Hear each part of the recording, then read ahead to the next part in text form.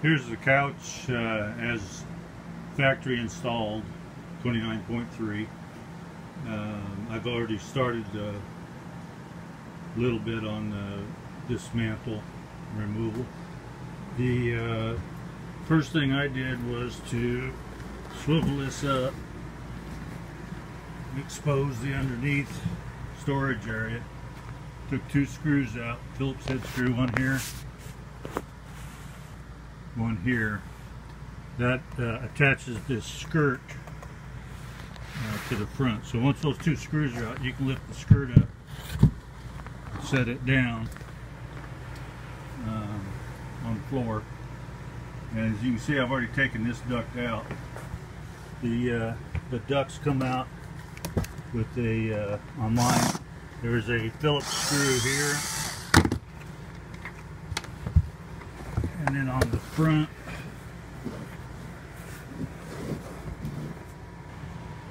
once you flip the front up, back up after you've taken it loose, you'll see the when you've taken the screw out of the back of the ductwork, you'll find the grill looks something like that.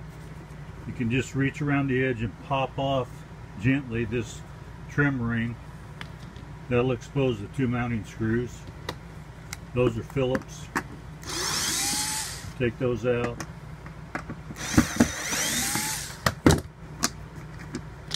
Pull the grill adapter.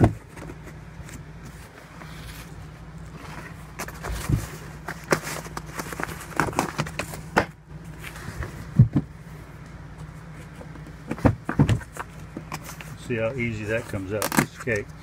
Anyway, that comes right out like that, and then you've disconnected the front panel. I've now pushed the ducts, flex ducts to the back, pulled the seat belts out to the front just to get them out of the way. And there's a framework over here that attaches the hinges for the flip-out bed sofa, and on the other side you have the same configuration. I can get up in here closer and show you what you have to deal with. On the bottom you have a 3/8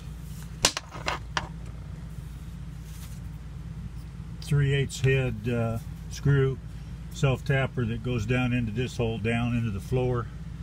Then you have two square drive, I think it's Robertson or Robertson head square drive screws that go into the panel this way, and then a second self-tapper 3/8 that goes down into the floor.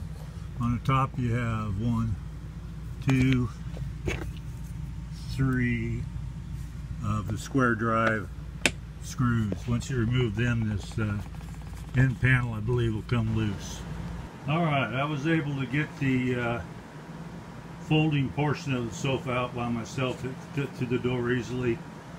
There's a couple of legs on there that if you wanted to make it real easy, you could take off, but it fits through the door nicely.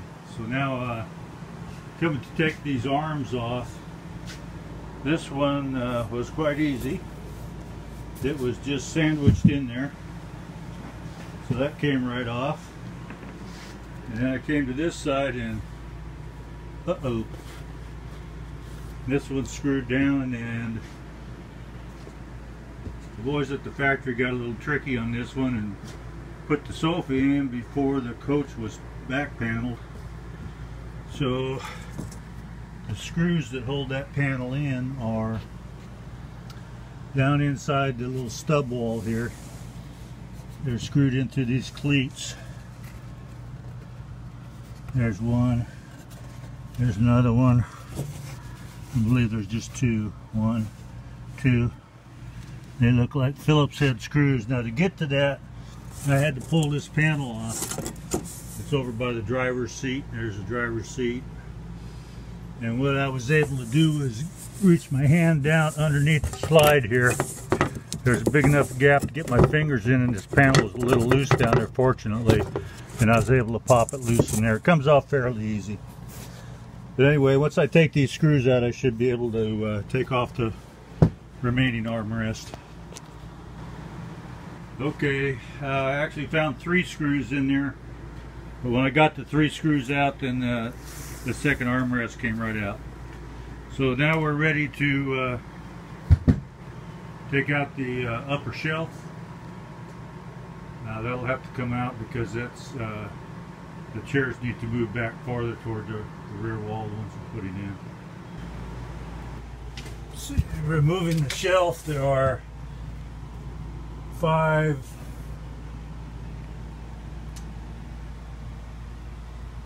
square drive screws on a cleat up under the shelf and 2 Phillips head screws on each one of the shelf brackets.